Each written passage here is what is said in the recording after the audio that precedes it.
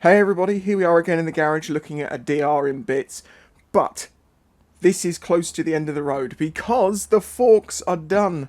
I'll have those back in the next couple of days, maybe even tomorrow.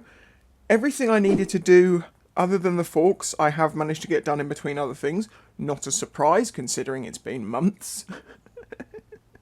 Oh, you're a pain in the ass. Anyway, everything is done. When the forks arrive, I've just got to stick those in, put the front wheel on, and we are good to go. Apart from one thing. And I'm hoping it's just a dead battery. But when I last tried to turn this on, nothing. Not even a light. So in today's video, I'm going to just find out if that is the problem and get this baby fired up. Because I haven't heard this bike run in a long time. It's been like an ornament sat in a corner rather than a thing that should make noise and do things. So let's see if with the help of a jumper pack, I have the battery pack as well, whether I can get this to fire up. If it can, then I'm going to guess I'm just going to replace the battery. Or maybe we should see if we can salvage. It's not much point, but it would be interesting to see what... Well, let's get on with it. The battery in this is a bit of an interesting one anyway, because it is a moto bat that I bought, must be a few years back now. And when I did the rebuild on the DR, I left it on the floor disconnected for months, and when I plugged it in, I think, I'm trying to remember, did it actually have a reasonable amount of power left in it, or did it just come back to life? And it charged fine on the bike and everything was great, and obviously this just been sat here, so I'm like, can I recover this one again? Come on, Derek, I want to hear some beefy beefs. I know it also hasn't got hardly any fuel in it, but it's enough. It should fire up. That's all I want to hear, is I want to hear some beefy beefs. This is a little Lextech jump pack that I was given by Lextech, and I've done a review on this. This thing is awesome. I've been using it for years as a power bank. It still goes great, and you can jump cars off this thing, but you can also jump bikes. Only problem is the clips are way too big for bike terminals. They just don't fit. So I've done something rather janky here with some cables that go to the battery. Just ignore this bit. Let me just do an idiot check. And yes, and okay. Will the dash turn on? Yes. Indicators, yes. Derek? Yep. Won't be doing that.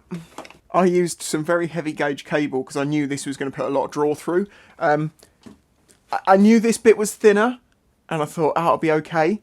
After one crank, that is now warm. Not ridiculously hot, just warm, so let's not do that again. Basically, the more amps and power you try and force down a line, the thicker the cable you want to take that. If you put a huge amount of, current down a thin wire, you basically just have a fuse and it'll burn out. It's the same reason cars used to catch fire a lot in the 90s, because boy racers, as we called them at the time, would put stereo systems in their car and then power it up with, and you'd have like car batteries in the back and all sorts to give it extra power, and then they just run the thinnest cables, and the amount of current that was going through them when they turned them up just roasted these wires till they'd catch fire, and everyone would always hide them under the carpets anyway, so you just set fire to the inside of your car.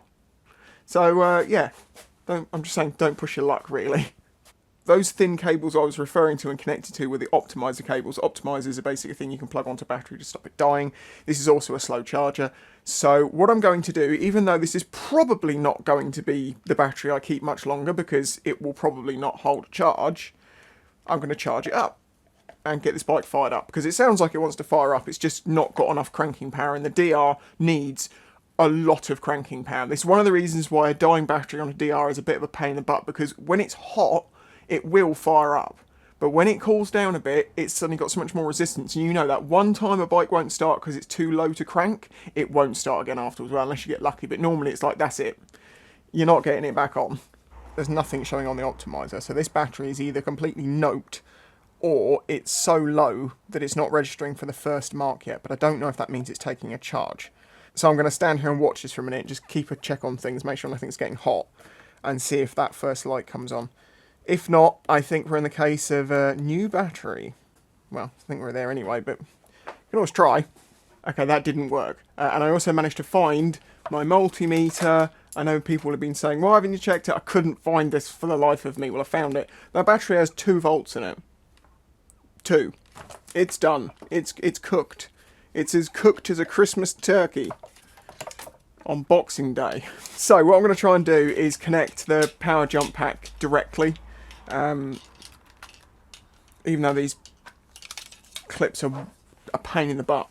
But it might be just enough amperage to get it to turn over. Yeah. Come on.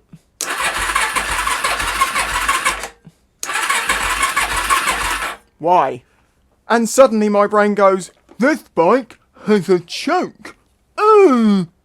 Sorry, for in English, this bike has a choke. And I just forgot that because it's been that long. Here we go.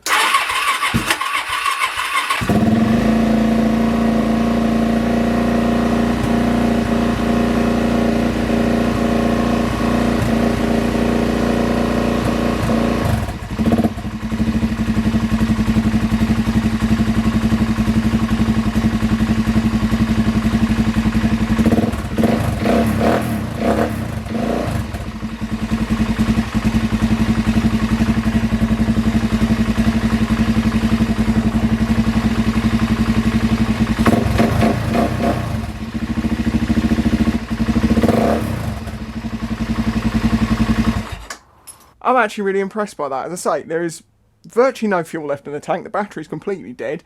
But with the jump pack and the choke on, fired right up, revving very high, so smack that choke back in, and it's ticking over lovely. And it seems fine. Obviously, I don't want to sit here and start revving the hell out of it with it not being warmed up. But no, that is good. That means the bike's running. That means I just need to order a battery, whack the forks in, and I can do that very soon, and the DR will be back, and I will actually get to ride it this year. And talking of riding, this is one of the reasons I'm going to be getting straight onto this. Unfortunately, the review bike I had arranged to arrive today, and I was still organising its delivery yesterday morning. I got an email yesterday evening that basically they sold the bike and it's not available now. Which I understand, you know, companies have demo bikes and they have to sell them off, but when it's pre-arranged, it kind of really messes me up. So whereas I was expecting to have a bike arriving today, which would have, you know, produced content for the next couple of weeks, I'm kind of being left in the lurch. So getting the forks on this, a new battery in it, and getting it running and getting out there is now on the absolute top of my priority list. Beyond the other admin stuff I'm still working on, but that'll be done by the end of the month.